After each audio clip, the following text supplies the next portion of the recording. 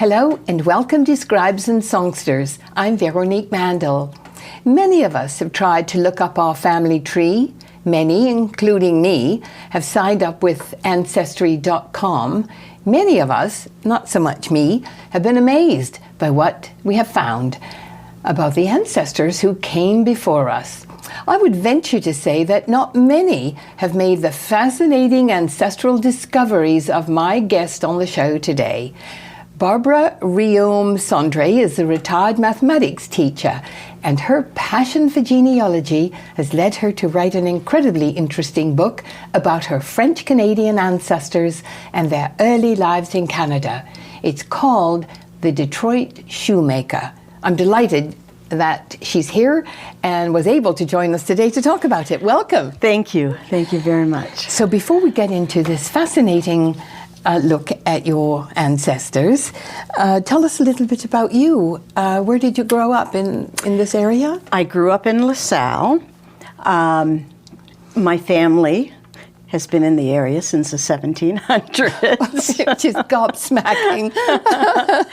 And when I married, we moved to South Windsor, which is where I still live. And I taught at Essex High School for 28 years and at St. Clair College for 3. Oh, yeah. Wow. And math. Yeah. Wow. Go figure. Yeah. What drew you to math? I just was always good at math, yeah. And I liked it, and I would always help friends on the night before a test, and they would always say, "Oh, you explain it so well." So I thought, well, maybe I need to become a teacher. So that's what I did. I think being able to teach math is a real gift. To have a math brain is a gift. Oh, thank you. So when did you start getting interested in genealogy? I was always kind of mildly interested, and about halfway through my teaching career, I decided to join a genealogy and pursue looking things up. And so I joined the Essex County Genealogical Society, and I was blown away. It was so relatively easy to research French-Canadian ancestors, because they were mostly Catholic and the priests kept impeccable records. And so I just was on a mission. And I can remember telling my siblings at a party once, I said, "You're not going to believe it. I've traced our roots back to 1663 with Barbara Reaume." And they went, "Wow." And I thought, oh my God. Seriously? And then I thought about it, and I thought, well, it's because I gave him a year and a name. What kind of emotion does that invoke, right? Yes. So then I realized that, no, I've got to find out more about René, what life was like for him, what the times were like, and put it into a story. Had your family, your grandparents, parents, have they ever talked about all those who came so long ago? No. My grandmother, my paternal grandmother, I can remember sitting on her front porch and with her, and she would tell me, "Oh, my father worked on building the Ambassador Bridge," and I thought that was pretty interesting. But that's as far back as I knew. I knew we were French because my parents spoke French. Yeah. But I didn't know what that meant. Did we come from France? When? Why? I knew nothing. And so I just learned. I just ate it all up, all my research. Who was the first ancestor who really interested you? Well, it was René, because I thought I'm going to start with the first one to come to Canada. I needed to have a starting point. And did he come from France? He did. Yes, yes. And, I found so much information about him. Factual, documented events, court cases, things like that.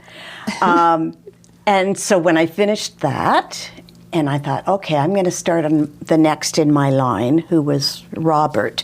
And I thought, he's not going to be nearly as interesting. And oh boy, was he ever. And on to Hyacinth, and on to Joseph. They all have just such fascinating stories. Yes, absolutely. Yeah. So, how many years ago did you decide, I've got to write this down? Well, let's see, my first book, Renee, I started in 1994, I think. My daughters were just 4 and 6 at the time. And that book, I started writing, and then working full time, I'd put it away till the summer, and I'd write a few chapters and then put it away. It took me 25 years to write. No kidding. Yeah. Wow. Because I just kept going back to it, because I knew there was a story there. Tell us a little bit about that before we move on to your next one. Okay. About Renee. Well, he came across as a master carpenter, and he married one of the king's daughters. Now, are you familiar with the king's daughters? I'm not sure. They're not actual daughters. So King Louis XIV in France decided that he needed to populate Canada because the English were in the south and they were starting to encroach. Thank you. So he needed to populate the country, and at that time it was only fur traders and farmers and things like that.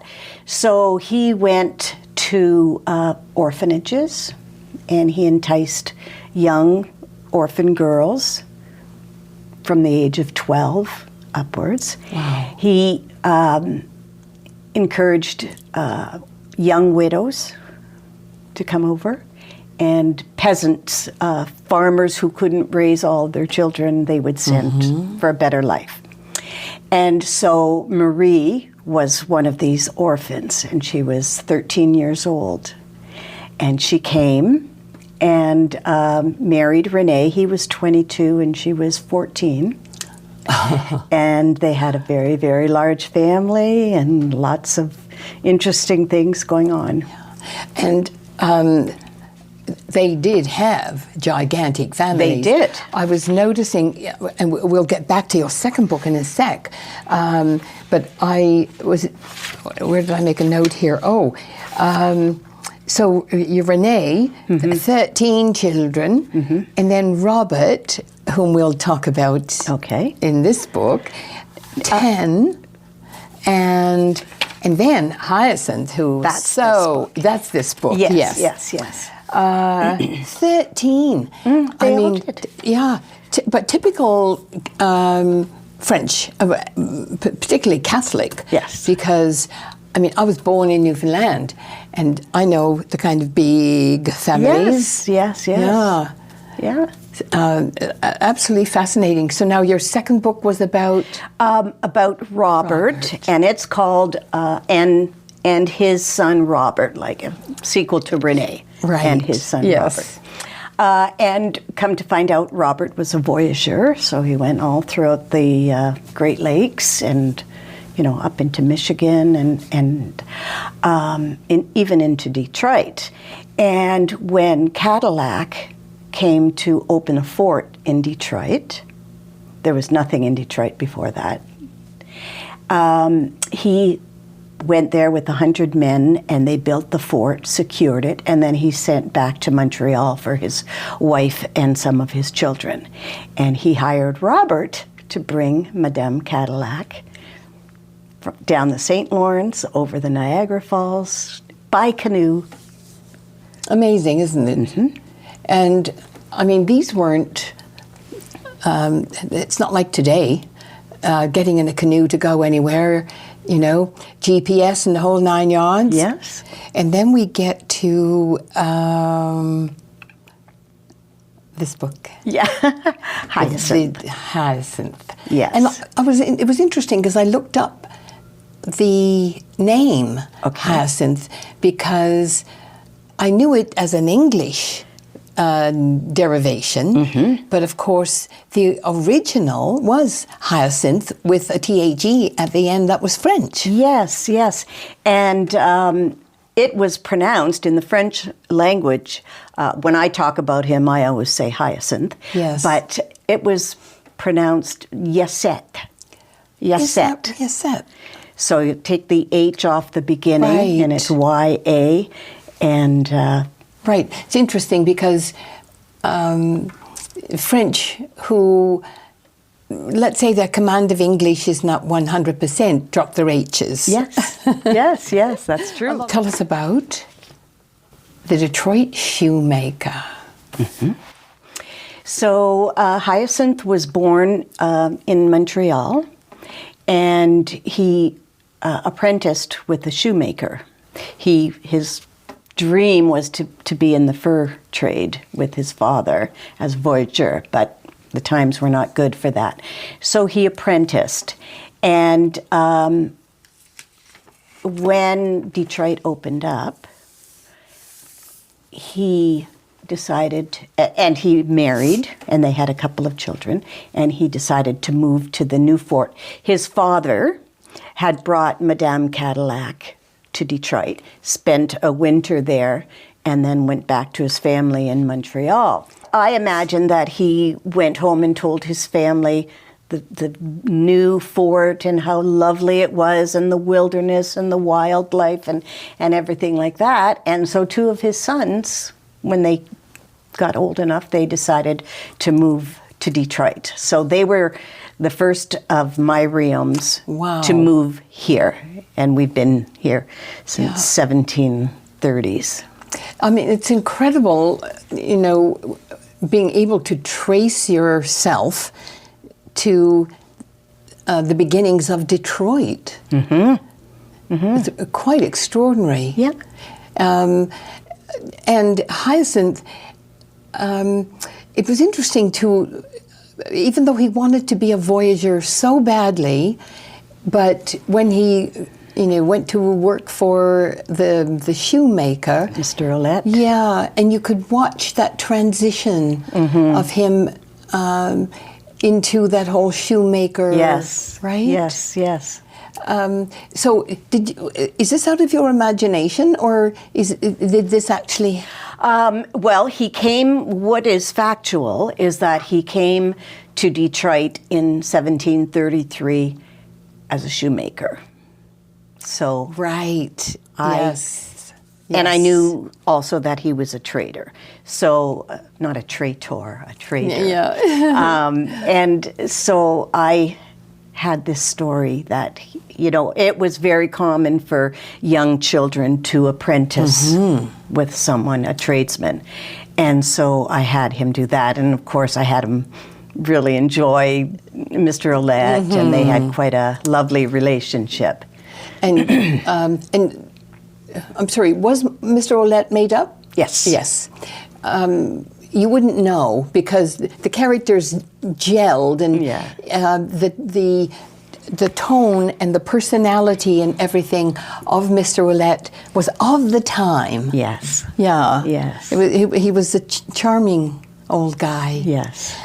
Now, was Hyacinth your sixth great-grandfather? Great-grandfather. My sixth great-grandfather. So 6 greats and a grandfather. Wow. But then again, you're going back a long time. What does it feel like to be part of that incredible lineage? It's amazing. I feel like I know them now, and I'm so proud of them, and I love them. Yeah. What I found so interesting, the characters being French, and obviously supported the French and France, and so they were trying to preserve what they had and preserved their fort, and the Indigenous and the French had a decent working relationship, a really good one actually. They did. And then, I mean, I'm with you. I knew so little of this, and then when the English, that whole battle started, and then the English treated the Indigenous people very differently. Terribly. They treated the French very well. They took over the fort, renamed it, but for the most part it was just the British military that were at the fort. And so they told the French, you can keep your property, your language, your religion, everything, and we will get along, and you can live here. Well, what choice did they have? To go back to France? Yeah, because the English took over all of Canada. So yeah, they had a good working relationship, the British and the French, but not so for the Indigenous. They treated them horribly. You know, you wonder how differently things would have turned out. Not necessarily had the French won, but if the English had only treated the Indigenous the way the French had treated them at the time. Yes, I think things would have been a lot different. Yeah. And then, of course, they were pitting different Indigenous groups against each other. And that happened naturally as well. Yes. But yes, you're right. I mean, not that Indigenous tribes weren't warring. Always. Always. Because that's the way of like the world. mankind. Tell me about the relationships, especially Hyacinth and his wife. Tell me about them. She had to be very strong. Yes, especially with the loss. They suffered many, many, many losses. Oh, I couldn't believe. And that's all factual. Yes. Yeah, they lost 5 children. Well, actually a total of 6, but 5. And yes, I made Agatha strong for the kids and for her family. Yeah. And the conversations between all of them were so interesting. How did you decide how to, you know what it reminded me of? Whenever I watch The Crown and Elizabeth and Philip are in the bed, and I'm thinking, how do you know what they were saying when they're in the bed? Right? I just got a sense from my grandparents and my parents and how they communicated with each other, and, you know, the French way. The French work hard, play hard. Yeah. And so that just rubbed off on the characters. Yeah. And you could see that the dialogue seemed natural. You know. Now I wrote down carpenter. Renee came as a carpenter. Ah, yes. A master carpenter, actually. He built, you know, huge churches and things like that in France, yes. Oh, wow. And then his son, Robert, was a voyageur, but he was also a carpenter. At that time, they would take on different trades, or a couple of them, you know. And so the carpentry was carried on.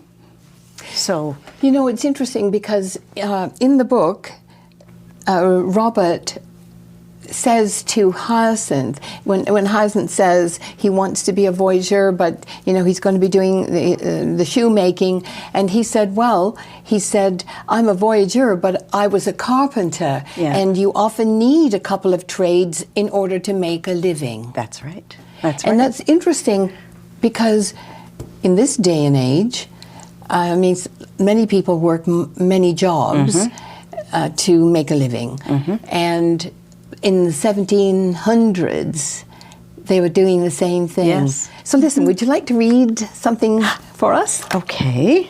Well, the background of this is shortly after Hyacinth and Agatha have lost 5 children over several years. And Hyacinth was having a very, very hard time with it. So,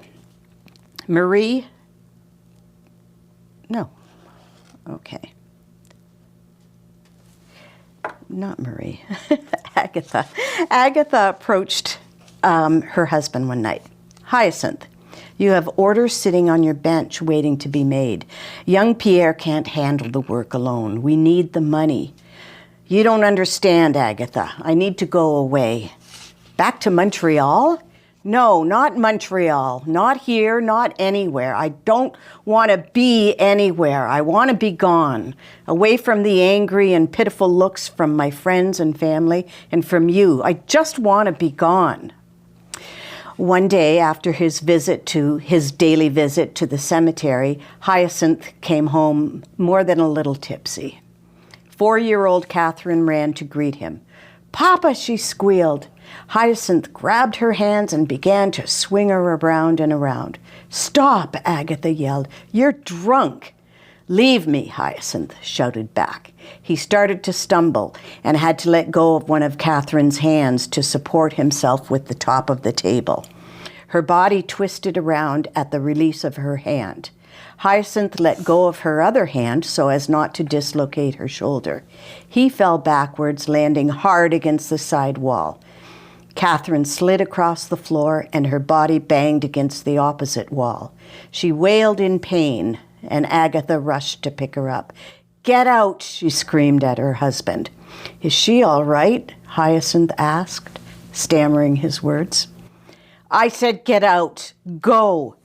He left the house and walked northeast along the shore of the Detroit River, tripping over branches and roots. What have I done? What have I become? God help me, please, God help me. He fell onto the sand, sobbing, his head aching and his stomach retching. He passed out, waking later with a throbbing headache. He reached into his pocket for his flask, but it wasn't there. What should he do? He couldn't go home. He couldn't face Agatha. He thought of Catherine, but knew she would be fine under her mother's care. "I need to get away. I need to get better. I need to think," he cried. "No, I need to stop thinking. Agatha, I'm so sorry. I love you so much. Pierre, my son, what kind of example am I to you, to any of my children? I don't deserve to live. I've let everyone down, and they deserve so much more. Oh, God, take me. Please, God, just take me now." But it was not to be. He started walking again and tripped, gashing his leg on a dead branch. He fell hard on a rock, breaking his arm and knocking himself out. Blood oozed out of his leg, and he was absorbed by the ground beneath him. Shall I shorten it up? No, continue. Yeah. He lay unconscious and wounded for over an hour until he was found by a couple of Ottawa women foraging for mushrooms across the river. They dragged him into their canoe and brought him back to their village. He lay unconscious for another full day while the women spooned medicinal concoctions for pain down his throat. They dressed the gash on his leg and set his broken arm. On the third day, he opened his eyes, looked around, then closed them again. "Where am I?" he mumbled, trying to bring his right hand to his throbbing head. "You are at the Ottawa village," one of the women replied in their native tongue. "We found you hurt and unconscious. Why didn't you take me back to the fort?"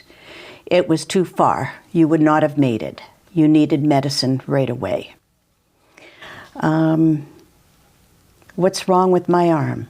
It was bound to his torso. "It is broken. We are giving you medicine for the pain."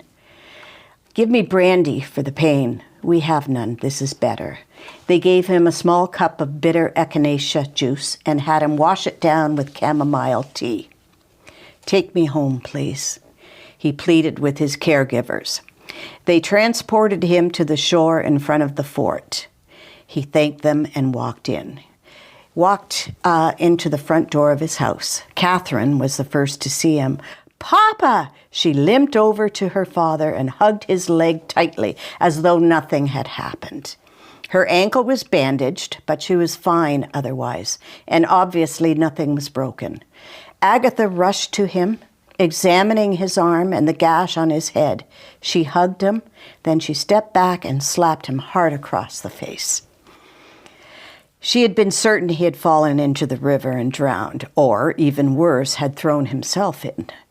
The little ones rushed to him. The older ones looked at him angrily for what he had put their mother through. He walked over to the cabinet and pulled out a bottle of brandy. "No, Hyacinth, I won't let you," Agatha cried. "You don't have to." He opened the back door and poured the contents onto the muddy ground below. You know, you never think of the men reacting that way.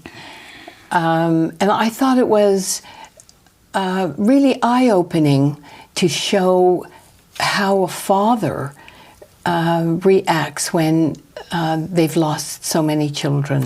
He felt guilt because he brought the family here from Montreal, which was a metropolis of sorts. Yes. And he felt a lot of guilt. Do you have a favorite character in the book? Is there someone that you loved writing about? Hyacinth. Hyacinth. Yeah. What made him special to you? The human side of him, the hardships, and that he, and where I got that from was that he was quite well, not well-to-do, but he was doing well. But then I heard that he died deeply in debt. Right. And so I thought, what happened? Well, something happened. And then I saw the death of all these children, and I said, okay, there it is. There it is. Yeah. Yeah. Well, it's really a wonderful read, and as much for the character as it is for the incredible history that we learn. And so where do people buy your book? Storytellers in Windsor, Yep. Biblioasis, River Books in Amherstburg, Juniper. Yes. Wonderful. And I have a new book coming out. Oh. The next in line, and it should be out the beginning of July. Good luck. Yes. And let us know. Yes, I will. Thank you so much for Thank coming you. in. Thank you. This is fascinating. Yes, Well, thank that's you. a wrap for this edition of Scribes and Songsters. Many thanks to our guest, Barbara Reaume. If you enjoyed our conversation today, you'll really enjoy her book, The Detroit Showmaker. Thanks to our Scribes and Songsters team, producer Brian Sweet and technical producer and editor Gary Glass. Grateful thanks to Tony Toldo and the Toldo Foundation, and to Neil and Tina Quiring for their support. Thank you for watching. Hope to see you soon, right back here on Scribes and Songsters. I'm Veronique Mandal. Bye for now.